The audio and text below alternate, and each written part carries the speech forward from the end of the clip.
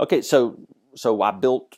I mean, I'm about to show you 6 different specifics to our firm model, and it took years, probably 7 years, 7 to 8 years to actually get to this place. So if you see these 6, it ain't because I was smart and I figured this out. I stumbled and experimented my way and lost money through my way of figuring out these firm models, which they're not all perfect, but they're the things we wanted to build, and they require certain forms of support for these things. So just know it was not overnight to get to these firm models. So we're a fully value priced firm with all clients. That means we don't have prices. There are not prices on our website. So people can't buy things. They can only have human interactions with people who talk about value. And I do all the selling in our firm. But we're fully value priced. So if people say, tell me how much bookkeeping is, I'm like, I have no clue. Because I got to figure out with you, client, what you value. And so everything's handcrafted. We handcraft 3 options for everybody: high, middle, low.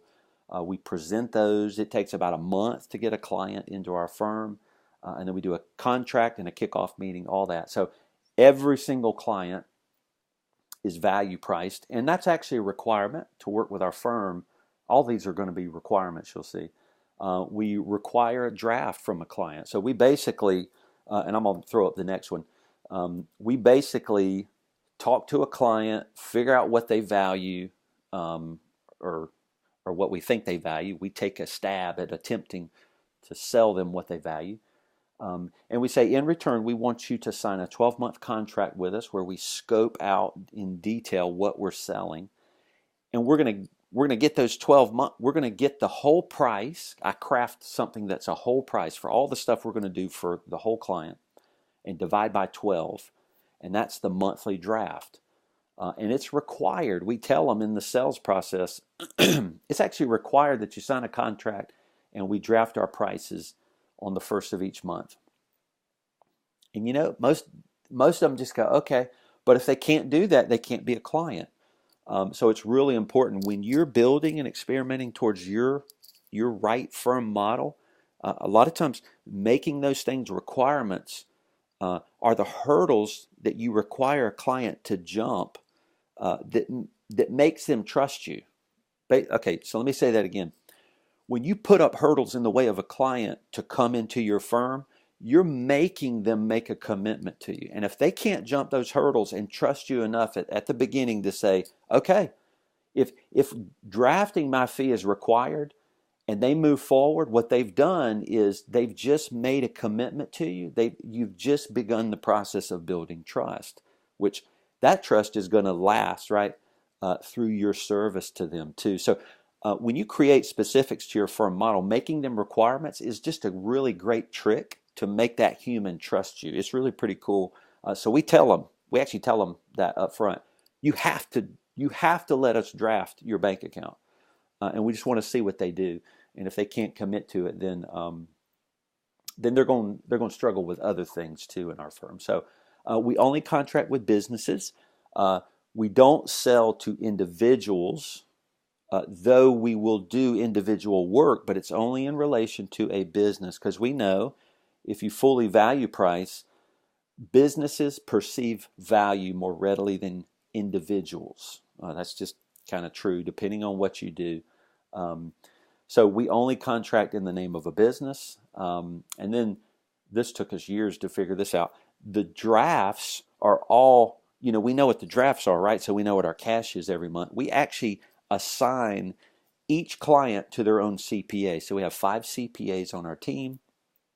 We're going to be adding more soon next year.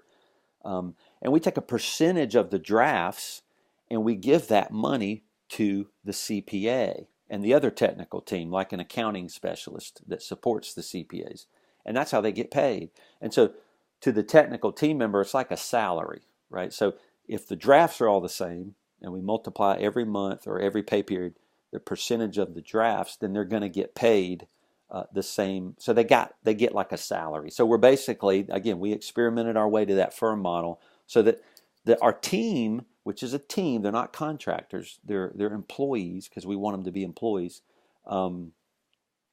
we basically want them to share a little bit of the risk we have as a firm. So if we get a new client, they get more money. If we lose a client, they lose money too. So that's pretty important. And then, of course, you know this, that we are a fully virtual firm with no offices. We typically don't meet our clients. So we're going to dive into our first mistake, and I'm going to probably speed up a little bit because I yak a lot on these things because I just love to teach. And because we got some poll questions we got to get to too. So let's dive into the first mistake. Is I failed to realize the importance of culture in building and sustaining team cohesiveness. My partner really is what brought the importance of this to me, because when I went virtual, I was a solo owner of the firm, and I thought, sweet, we're going to go virtual. And I had a meeting with everybody. I said, we're closing the office. Y'all rock. All right, y'all go work at home. And that's about the only preparation I did. And it went downhill from there, let me tell you. So let's talk about what's important. Team members that are separated, so when they're invisible, and a virtual culture is an invisible culture, it's really hard to feel the stickiness of a team culture when they're not just in the nuance of working in a building beside each other in cubicles. Culture happens automatically in a building, and you don't know it's happening, but that's kind of what's happening. But when you're separated in a virtual way, if culture's to happen, if there's a stickiness to a culture, you have to make it happen.